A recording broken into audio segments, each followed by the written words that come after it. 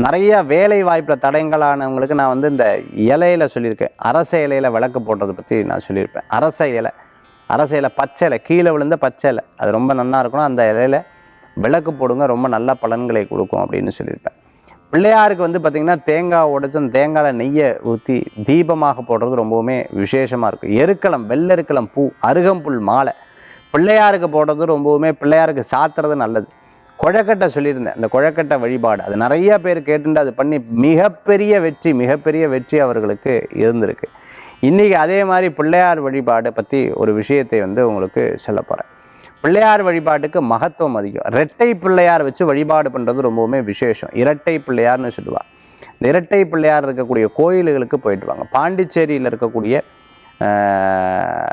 கோயில் இருக்கு இல்லையா, மணக்குள விநாயகர் கோயில், அங்கே இரட்டை பிள்ளையார் இருக்கிறத நம்ம பார்க்க முடியும். மதுரை மீனாட்சி அம்மன் கோயிலில் இரட்டை பிள்ளையார் இருக்க, அந்த பிள்ளையாரை போய் தரிசனம் பண்ணலாம். இந்த மாதிரி ஒரு மாதத்துக்குள்ளே கணக்கு எடுத்துட்டு சங்கடஹர சதுர்த்தியோ சுக்ல சதுர்த்தியோ அஸ்த நட்சத்திரம் இருக்கக்கூடிய நாளில், இல்லை உங்களுடைய நட்சத்திரம் இருக்கக்கூடிய நாளில் இரட்டை பிள்ளையார் இருக்கக்கூடிய கோயிலுக்கு போயிட்டு வந்து தரிசனம் பண்ணி பாருங்கள். மிகப்பெரிய பலன்கள் உங்களுக்கு கிடைக்கும், வெற்றிகள் கூடி வரும். இரட்டை பிள்ளையார்னா சார் முன்னாடி ஒரு பிள்ளையார் இருக்கார், மரத்துக்கடியில் ஒரு பிள்ளையார் இருக்கார், அந்த மாதிரியா இல்லை. பிள்ளையார் ரெண்டும் ஒன்றா சேர்ந்து இருக்கக்கூடிய இரட்டை பிள்ளையார்.